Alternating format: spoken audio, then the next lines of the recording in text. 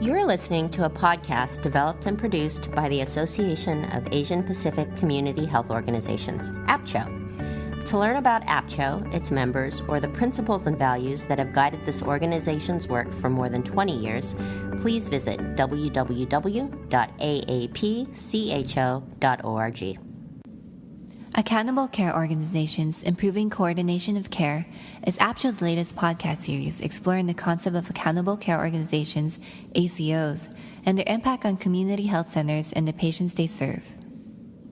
Ignatius Bau, a health policy analyst, formerly with the California Endowment and the Asian Pacific Islander and American Health Forum, speaks with Beverly Quintana, AAPCHO's communications assistant, discussing the impact of ACOs on community health centers serving Asian Americans, Native Hawaiians, and other Pacific Islanders.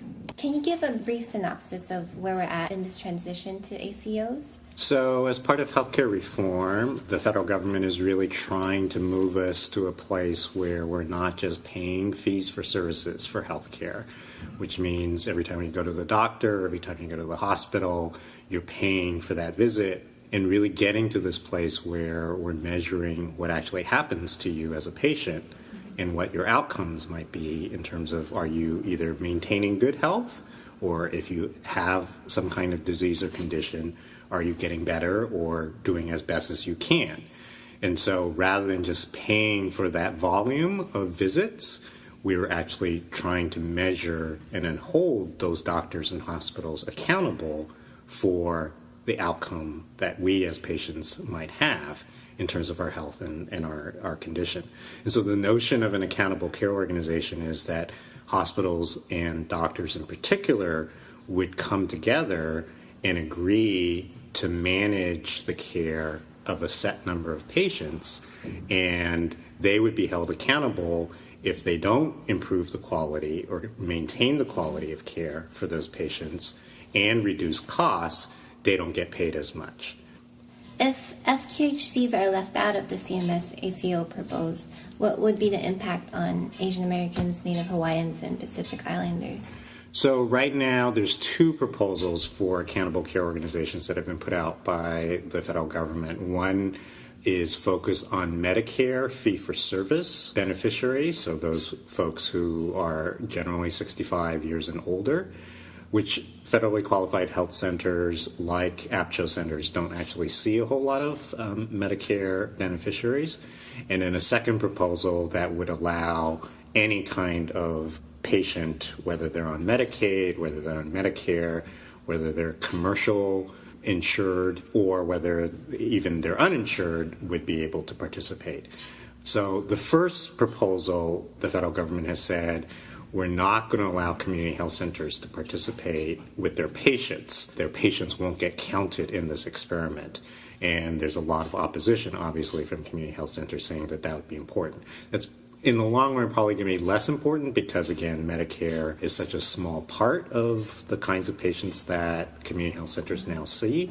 The second type, called the Pioneer Accountable Care Organization, is going to be more important because that's probably going to be the type of accountable care organization where you're seeing all different kinds of patients as part of it, be part of where these ideas of accountable care move forward. In those models, it is important that community health centers, federally qualified health centers, are allowed to participate, and their patients are allowed to participate, and they will be able to do so in this second model. What would be the impact on AANOPs? So I think for Asian Americans and Native Hawaiians and Pacific Islanders, we know that in our communities, while many of us are healthy, many of us also have significant health disparities that are often, again, masked when we only look at aggregated data or data that's put together so that we don't see the kinds of disparities for Vietnamese women in cancer screening, for example, or for diabetes among Native Hawaiians, or obesity among some Pacific Islander groups. And so when these accountable care organizations are pushing physicians and hospitals to work together to actually improve those outcomes for patients, then I think for Asian Americans, Native Hawaiians, and Pacific Islanders who do suffer from those kinds of conditions and disparities, this is a really important experiment to see whether by improving cooperation and management of diseases and conditions in a local community, that their health can actually be improved. We don't know whether that's going to be true or not, and so it's important for Asians and Native Hawaiians and Pacific Islanders to be part of that experiment to test to see whether or not we can actually improve their health. What would be your biggest takeaway, anybody listening to this? So I think my biggest takeaway is to understand that healthcare reform is more than just access, that access is really, really important. Getting people who are now not insured or not fully insured into the system in some way, whether it's at AAPCHO clinics or any other provider, is really, really important.